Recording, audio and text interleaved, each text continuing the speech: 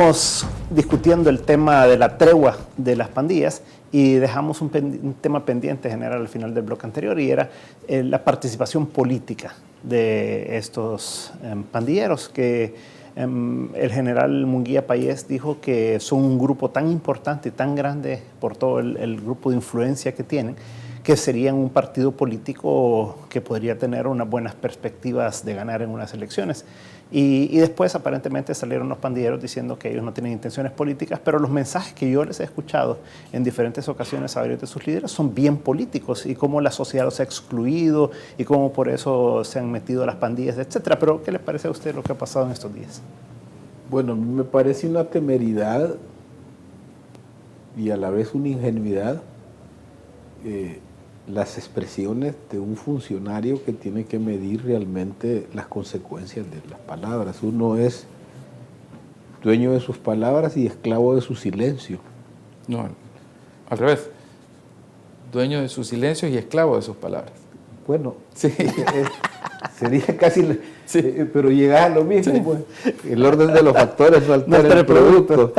El problema, ¿por qué razón? Porque no es las pandillas en sí. Si una persona que se ha reincorporado a la sociedad, que ha recuperado sus derechos y que anda dentro del marco de la ley, ese no debe de tener ningún tipo de problemas para hacer lo que estime conveniente. La Constitución le da derechos individuales, le da la libertad de asociación.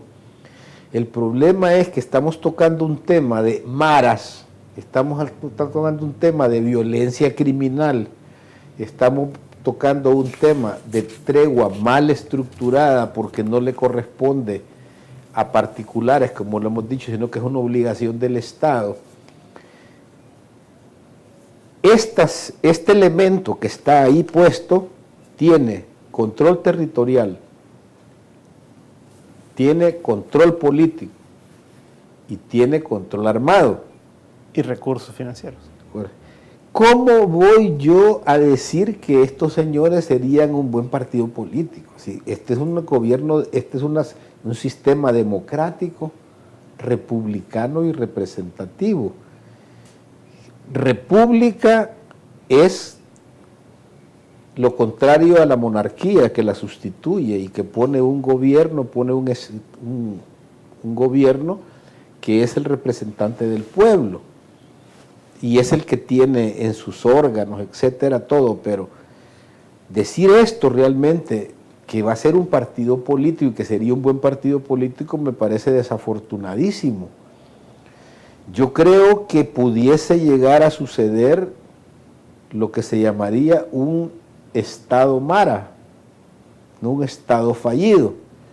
Así como se dice que es un Estado narco, que yo he mencionado en unos análisis,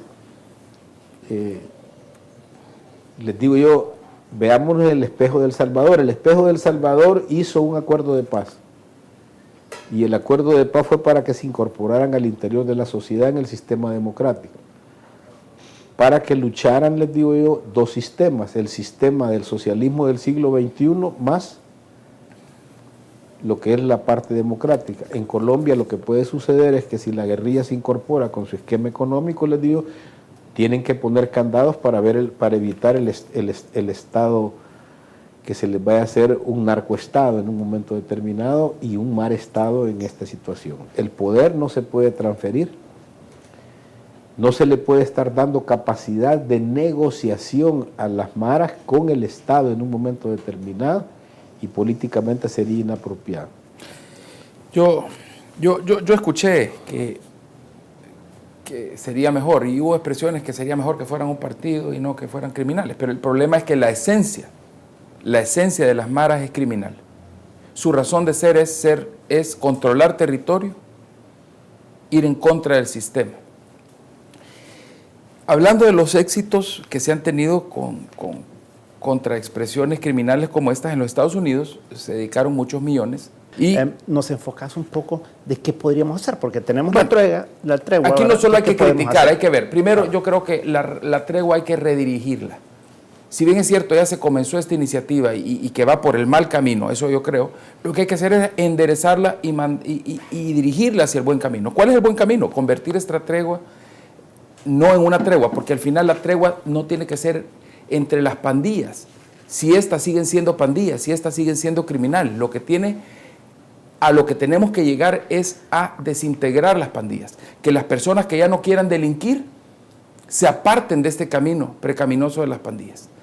Que haya una reingeniería de todo este proceso.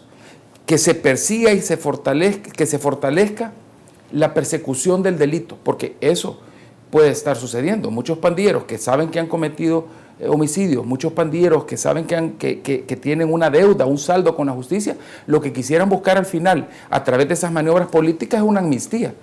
Pero no es lo mismo una amnistía política que una amnistía criminal. O sea, perdóname, aquí son gente que han cometido delitos de descuartizamiento, delitos terribles que tienen que pagar.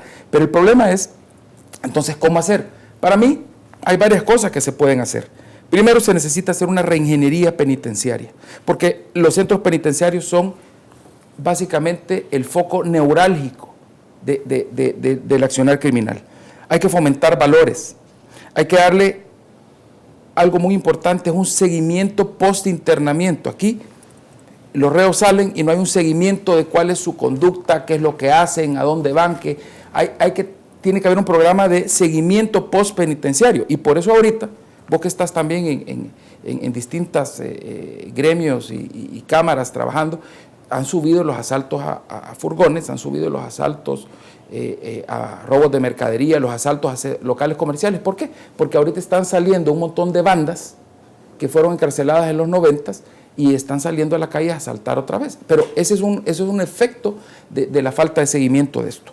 Tiene que hacerse programas de reinserción, pero bien definidos, y programas de tratamiento social a los grupos que están alrededor de las pandillas. Los grupos sociales, los colaboradores, las familias de los pandilleros, para que se descontaminen de este germen de la vida loca, como yo le llamo. Y por otro lado, o como le llaman ellos más bien, y por otro lado, fortalecer la persecución del delito. Hacer que las leyes funcionen. Tenemos una ley antipandillas que no sirve para nada, una ley antipandillas que es una burla. Tenemos leyes penales que están siendo incumplidas. Entonces tenemos que adaptar la ley. Necesitamos un decreto especial para darle el tratamiento al tema de la extorsión, para que sea perseguible de oficio y no sea un delito de instancia particular como ahora lo es. Porque mucha gente simplemente tiene miedo de denunciar la extorsión, que es una pandemia o una epidemia, como se quiere llamar, que está sucediendo. Y por otro lado, fortalecer la institucionalidad para ir disminuyendo la impunidad. Meterle recursos a la policía, a la fiscalía.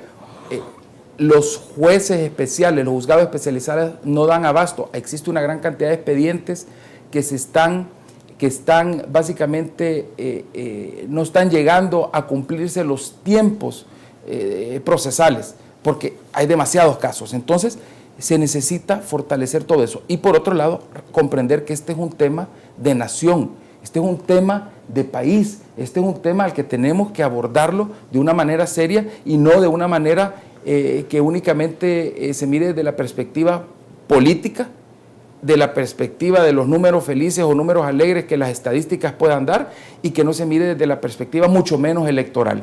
Yo creo que este es un tema grave. Y por último, y voy a finalizar con esto, si se ha reconocido o se ha dicho que los pandilleros son tantos que pueden ganar elecciones, entonces ahí estamos ante una situación que se reconoce como muy, pero muy grave.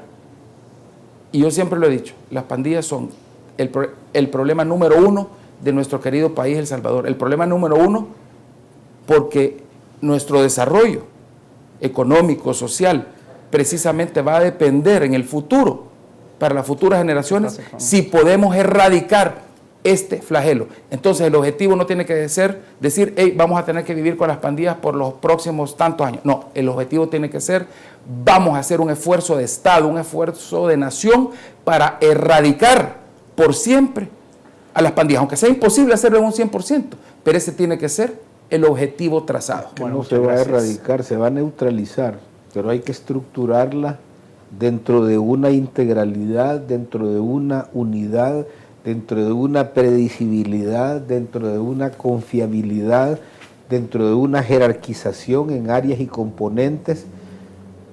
Creo que hay que desmovilizar, hay que reprimir y hay que prevenir. 3 ejes de un plan, independientemente que hay que revisar el estructural funcionalismo de las instituciones de apoyo en este gran criterio. Bueno, muchas gracias a los dos. La verdad que quedan planteadas las ideas y resumiendo tal vez lo que hemos dicho hoy. Primero, nadie se opone a la tregua, pues, y no es que se esté criticando la tregua en sí, sino que simplemente esto no es comparable a una guerra convencional o a un acuerdo de paz. Ya se establecieron bien los elementos de una tregua y un cese de hostilidades o una finiquitación de todo esto, ¿verdad?